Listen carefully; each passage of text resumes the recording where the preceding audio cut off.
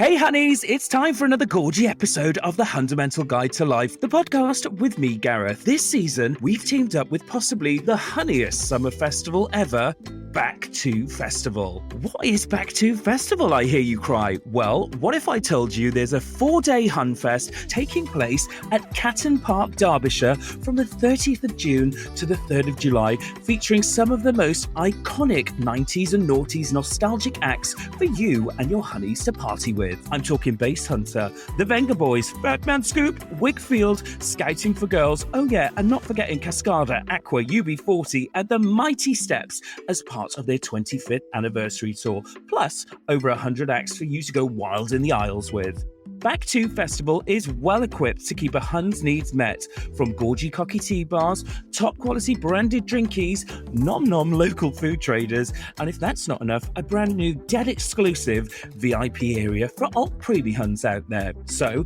get on the pink Motorola Razor, set up a WhatsApp group, invite your best Huns, get planning those outfits, and get ready to hit Back to Festival, all Huns blazing. Want to know more? No props, babes. Check out Back to Festival on the old Facebook, or get on the gram and follow at Back to Festivals to get involved. Tickets are on sale now, starting at just 30 quid. So what are you waiting for? Head over to www.backtofestivals.co.uk for all the deets, the full lineup, and ticket purchasing. Get ready for the most outrageous trip down memory lane. See you there, Gorge. Mwah.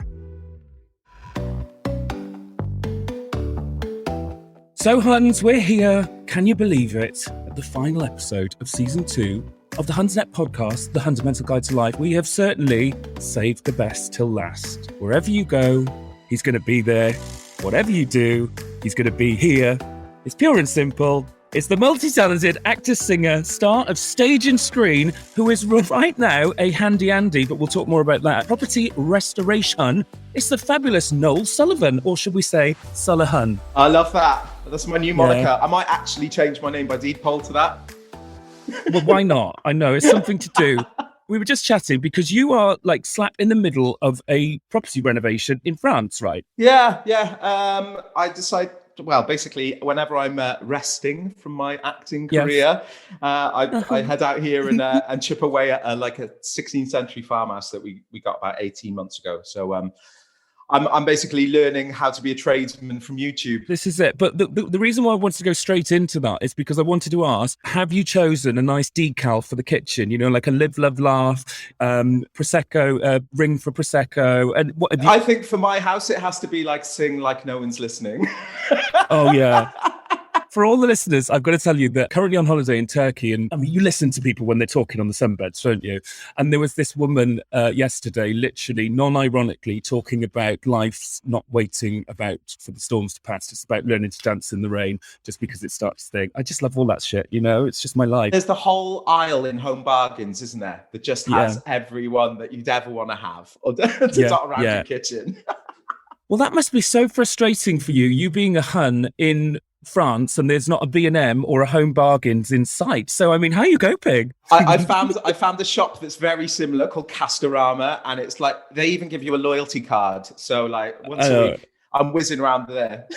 Down the Castorama. Right, fabulous. We'll talk more about your property renovation a little bit later, but welcome to the Hundamental Guide to Life, the Hunsnet podcast, sponsored by Back to Festivals. On the podcast, we get to meet some of the fabulous icons, so to speak, who are featured on the page. And obviously there's a massive part of Hun culture is this 90s and noughties nostalgia, which you are very much at the forefront of. So what I want to know is, first and foremost, how do you feel about like when you're in memes and stuff like all these years down the line? So I'm absolutely flattered because especially some of like it's just quality. Some of the things that I see, I'm just like, it's taking a time that you just think, look how ridiculous we looked, and there's so many just random moments, and to see them being celebrated again is such like it's so cool. I love it. We've spoken about this on the podcast with Claire Sweeney a couple of weeks ago, and we've got to talk about it with you because it's the 2001 Royal Variety Show. Do you remember I uncovered this a few weeks ago? And there's you guys in the band performing with, I think you start Elton John's song before Elton John. I mean, that's main character syndrome. I know. I think he was. And I knew at 20 that I was destined for it to continue. But exactly. I remember being in the dress rehearsal for it and standing on stage, and the orchestra strikes up, and then I start singing, and I'm like, all right. And then one by one, just like icon after icon after icon walks onto the stage. It was like it's such like it, and you like pinch yourself, but so many stories from that Royal Variety performance. Like I remember the five of us were like crammed into this tiny dressing room with all the stylists and the hair folk and whatever. And we went for a little nosy around the other dressing rooms. And like on the top floor was like Elton, Craig David, J-Lo, and went in and had a little nose before everyone got there. And they had the rooms draped in the white with the white lilies everywhere. Like all the stuff that you hear about, the stuff of legends. Yeah. And I'm like creeping around there. And basically that week, Elton John had slagged us off in the papers saying that we were the ugliest band in pop. I mean, I like Elton, but he's not much of a looker, is he? Come on, do you know what I mean? Glass houses and all that else. I was like, what are you saying now? Do you want to go outside then, Omar? So one of his people came down and knocked on the door and said, Sir Elton wishes to speak to you. And I was like, well, you've just found our dressing room. You know where we are. Full Cardiff show comes out. All right, don't start it. Yeah, exactly. And basically, he then came down to the room and was like, "I'm really sorry. I should know better. I shouldn't have said that. And I apologise." You should have done. And then he said to Danny, and David is at Kilimanjaro if you want to go out." He cracked on to Danny. And then next day we received the biggest bunch of flowers. Elton, it's like... Yeah, he loves his flowers. One of us received like the Chelsea flower show delivered to us. All these years down the line, you can be there and, out-trump everybody when it's like, I duetted with Cher. It's like, well, I don't think Cher was really present at that moment. I don't think she has been present since about 1984, is she?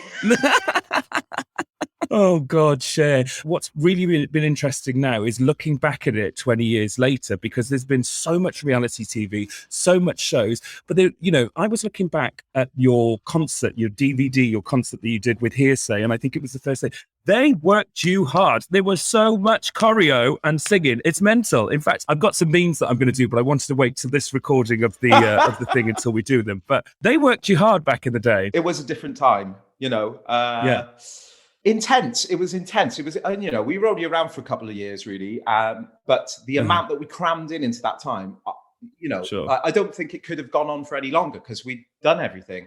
And, it was that classic, if you won like X Factor or Britain's Got Talent or something now, they take you away for a year, they turn you into a pop star and they bring you back and they're like, at the final the next year. But with us, we hit the ground running and they just threw everything at us and we just had to like adapt as it was happening. And also it's the first time it had ever happened. So like the very first Big Brother, you don't know what's going to happen. You know if anyone's going to watch it and then it just blows up and changes your life. It was a crazy. You went from being Noel in your normal life to Noel from Hearsay. How did that feel? Well, it just literally happened overnight. It was when they announced the final five, life changed forever and has never really... no matter what I've done, and I've done some amazing things since, nothing will ever compare to that time.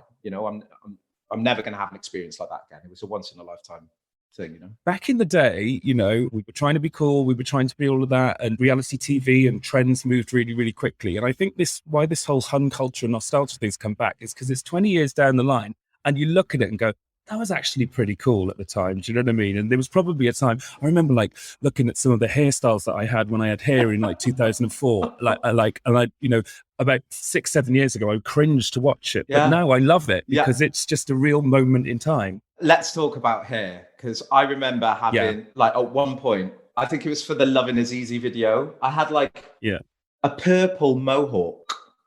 And it like and straighten it like it was just a daily thing just to get your straighteners out. Oh my god! Would you consider yourself a bit of a Hun? What does being a Hun mean to you? Seeing as like the peak of my youth was during the Hun years, I think There's no way you can escape it. I'll still put on like the Hun albums. I was listening to Eternal last night. You know, those things are never going to escape. They're part of your youth, you know. And like you said, that nostalgia that comes back to it. There's a generation of us now who know exactly what it is to have loved All Saints and the Spice Girls and Atomic Kitten. You know, I went to Mighty Hoopla last week, and obviously, you know, Steps headlined and Sugar Babes Reform. But the one that got me was and I've seen her a couple of times over the last couple of years, but I thought she was absolutely amazing. And if she wants to come on the podcast, she would be very welcome. Was Louise. Louise was amazing. Like, and she sang some of the Eternal hits. She sang, you know, all of the stuff, and it just gives you that. It's like a nice warm hug, isn't it? You know, all of these throwbacks. It's amazing. I loved it, and also the drama wrapped in Eternal. That was just like, it was such. You just couldn't get enough of it. You're like, she's being outcast. Yeah, they're being horrible. No wonder she's leaving. Like there was just so much gossip around it, wasn't it?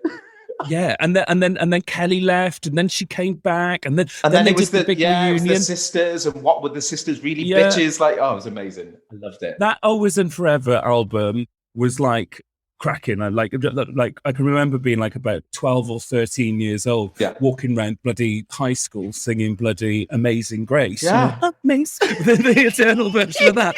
Get a life, hun. You and me both, kid. You and me both. Yeah, this is it. Love it.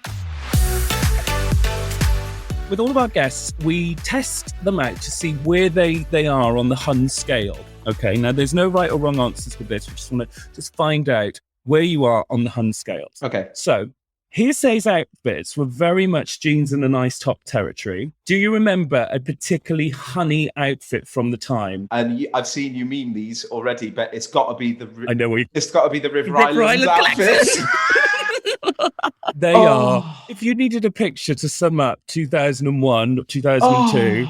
It's that they're rank. I remember going back, even during the shoot, I was putting these tops on, and I was like, I look like a right bastard. But then looking at the girls, and they were like sequins, like lime green, like just minging. And I remember, oh my God, I'd forgotten about it, and then I went home to Cardiff, and there was a massive River Island on the corner of Queen Street, and I walked down there, and I was like, and just to see my big moody, and I don't know why I thought it was cool to be like so moody, blue steel.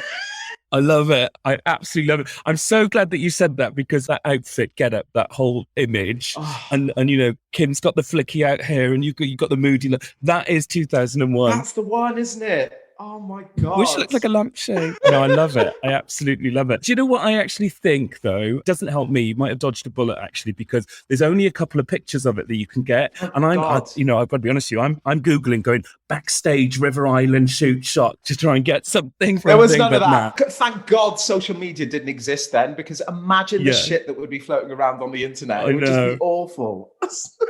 Oh my God. So obviously, post-band, you've done lots of stuff on stage, musicals and things like that. Which do you think is honeyer, pantos or musicals? Well, that's not even a question. Panto, isn't it?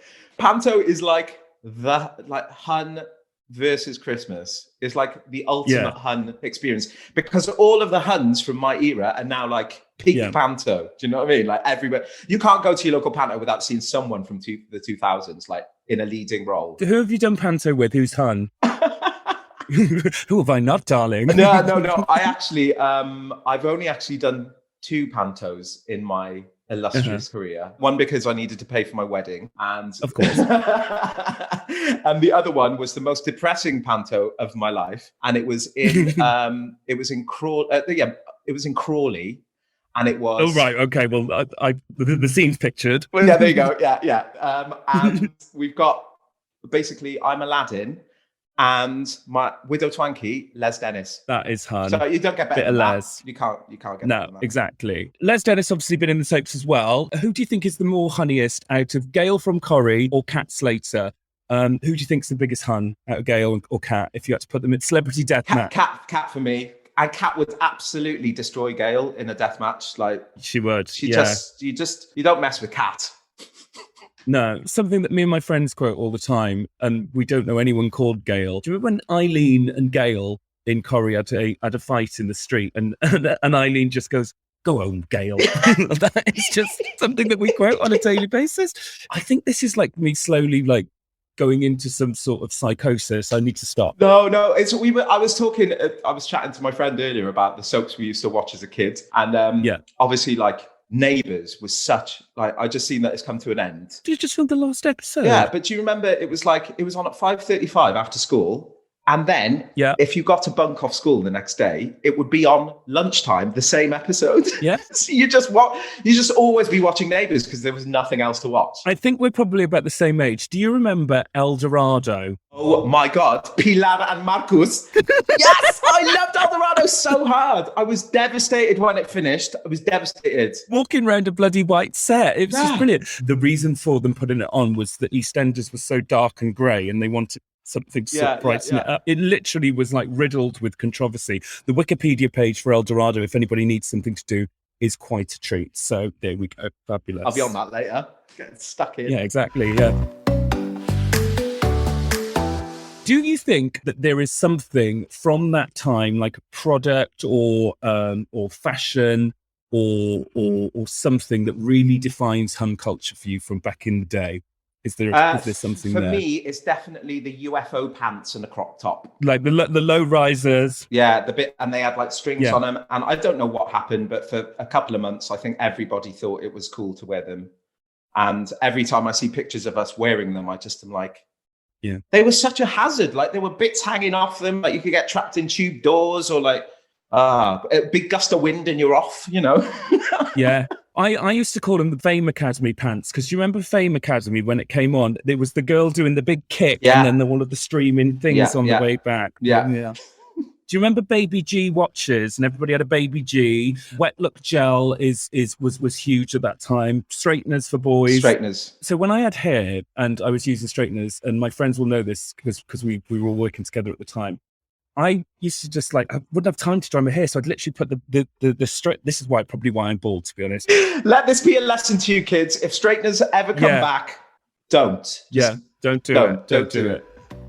Hold up. We'll be back with our gorgy guest right after this. Thank you for supporting Hunsnet on Instagram and loyally listening to this podcast, The Hundamental Guide to Life. Now, the Instagram and the podcast will always be totally free to you, babes, and you will never have to dip into that prosexy pot to carry on consuming the Hunsnet content that you enjoy. But we know that some of you would love more content, and to facilitate this, you can now go behind the curtain and support Hunsnet on Patreon. For as little as the cost of your morning cup of coffee, you can get exclusive access to so much more Hunsnet content, exclusive discounts, offers, and even get the podcast in video form and ad-free. Get involved now, babes. www.patreon.com/Hunsnet. Hun supporting Huns, honey.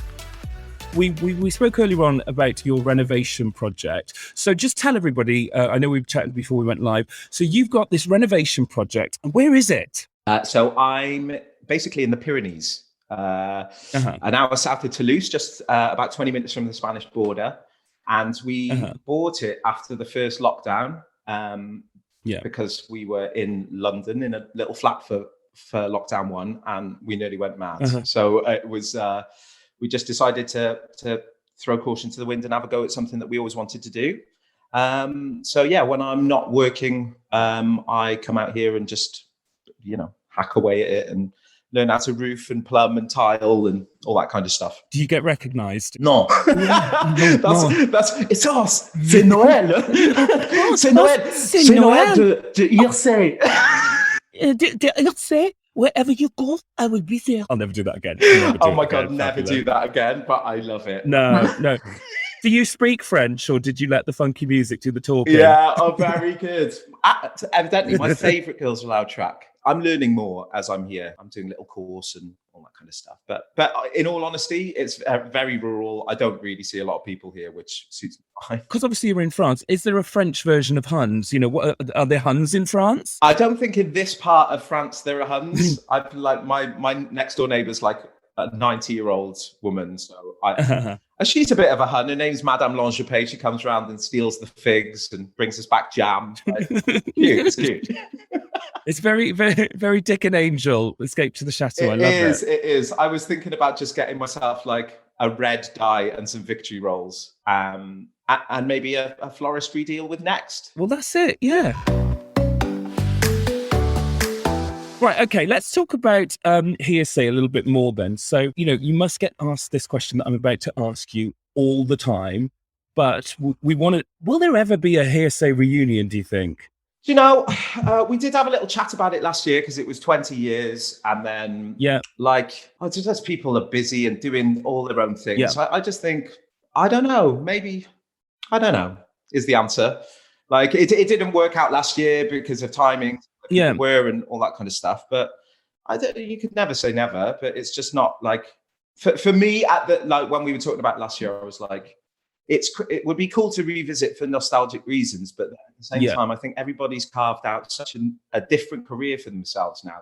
Kind of like if we were all just doing random jobs and working in call centers and stuff, I'd be like, okay, fine, like let's do it, let's get back on the road. But like we're doing stuff. Well, actually, you could do what ABBA did recently, and you could maybe come back as avatars because they're not selling tickets. So you could go in to the ABBA arena. It could be the Hearsay Arena. You record it once and then just cash in on it. It'd be brilliant. Oh yes. I like that idea. Oh no, but the parachute pants would be really, they'd be tricky with robots. They'd get stuck in the joints. This is true. This is true. We visited that one. Also, as well, I want to know: is there a Hearsay WhatsApp group, or do you all speak to each other individually, or is there a WhatsApp group that you all know? No. Can you put one together? That'd be cool. No, yeah, I mean, we could. Kim's kicking off in the group. Noel's left the group. Noel's left the group. Noel and Danny have got a subgroup talking about the group. It's brilliant. You put it on the group. No, you put it on the group. No, you put it in the group. I mean, I'm not saying it first. Yeah, no, I think it's brilliant. Like that you revisited it. I mean, obviously for us as fans and people who loved that time, it would be absolutely amazing. So we will sit in hope. I think I think people would go wild for it. I think they go wild for it. I definitely would. Steps doing their big comeback, and obviously all of the other bands. Blue, we saw Blue at Mighty Hoopla the other day, and it just takes you back to all of those times. And obviously people have grown up now; they've got families and things like that. So I think it would just be appreciated in a different way. So if the rest of the band are listening, which obviously they are, please do it. Please do it. We need it. The Huns need it. Can you imagine? The Huns will go wild at a Hearsay concert. It'll be like a Hun convention. I think we'd have to change our name to Hunsay. Talking about music that we've just spoken about there, one thing that we do with all of our guests here on the Hundamental Guide to Life is we get them to choose their tracks that they would like to add to the Hunsnet playlist. But it's not just any tracks. They're tracks that make you live, love, and laugh. All right. Set the scene here. You are getting ready to go out on a night out, just ironing your jeans and a nice top. You're slinging down the Prosecco like there's no tomorrow with your girlies. What track is playing in the background? It has to be Jocelyn Brown's Somebody Else's Guy. It's just such a jam. It's got it's got the funk, it's got the groove, the vocals. I love it so much. And also Jocelyn Brown reminds me of one of my funnest moments ever. And if you can find this on the internet, I don't know if you will be able to find it but you might be able to. We did a version of War Is Over on Top of the Pops one time, and Jocelyn Brown sang lead, and then the backing choir was like us, Westlife, S Club, Atomic Kitten, and some other fabulous noughties pop group. But yeah, see if you can dig that out, because it was another one of those moments where you stood there on stage at Top of the Pops going, This is silly. Okay, well that's now going to take up the rest of my holiday. If that's not fine, I will find that. I will find it. Dig it out. Yeah, Somebody Else's Guy, fabulous track. We're going to definitely add that to the playlist. The love track, though, this is something that you can either think about that it makes you think of a time where you've been in love, or you've got the nice candles on, the Yankee candles on, burning away as you're cooking a nice meal for your other half. What song would it be? It'll be Celine Dion, Because You Love Me. Of course. I bought my husband tickets to see Celine. He's the massive, not to go with the gay stereotypes at all, but he's a huge Celine No. And I basically bought him VIP tickets to see her in Hyde Park. And then I played, I went in, he was in the bedroom, and then I played on my speaker. I had my little wireless speaker, and I played Because You Love Me. And then I lip synced into the room, and I did the whole number for him. And then at the end of it, gave him this envelope which had the Celine tickets in. Oh my God, I'm going to cry. I'm going to cry. That's the most beautiful story I've ever heard. And was she good? I bet Celine was good. I've not seen her, but I bet she was bloody brilliant, wasn't she? Yeah, I mean, I've always been a fan of hers, but I like vocally, she like I think she's amazing, but like it never really touched me. Like I don't know, like she's not like a Whitney and Mariah for me are like someone else. But when I saw her live, it completely changed for me. She's like a true one of the great recording artists because she just sounds like the records. It's unbelievable. Yeah, and she's high camp as well, isn't she? She's just high camp. What about that advert for her baby wear? Have you seen it? Oh no! Oh no. my God! What's happening in this? Google her. She basically is like she's got like this. It's like non-gender baby wear, so everything's like grey and like. Just Google, like I can't even put it into words how amazing this advert is, but she is like, she gets arrested by these security guards and she's walking through like a child ward, but she's like like it's just have a look, write it down right now. Oh my God. And Google it as soon as we're done. I'm going to do it, and then I'll attack when we go live with this episode. We will get the Huns to really go in on this and dissect this. It's brilliant. I love it. I mean, who thinks Celine Dion baby wear? We think a nice prosecco of Celine Dion. We don't think baby wear. Bit of a reach, Celine, but yeah, why not? Yeah, you think like a scent or something, don't you? Like a bottle of Titanic by Celine, whatever. Yeah, what do you think Celine smells like? Impulse. Yeah, I think she smells like Lynx Africa. Yeah, exclamation. So Charlie Red. Yeah, Charlie Red. What song makes you think of having a really good laugh? You could be having a good knees up with your friend, or reminds you of songs that you've laughed lots with other people. For a while in the early noughties, I was obsessed with that. Like just as a joke with my mate, but remember that Mayahi song? They were called Dragostina. Stunning. Yeah. It's like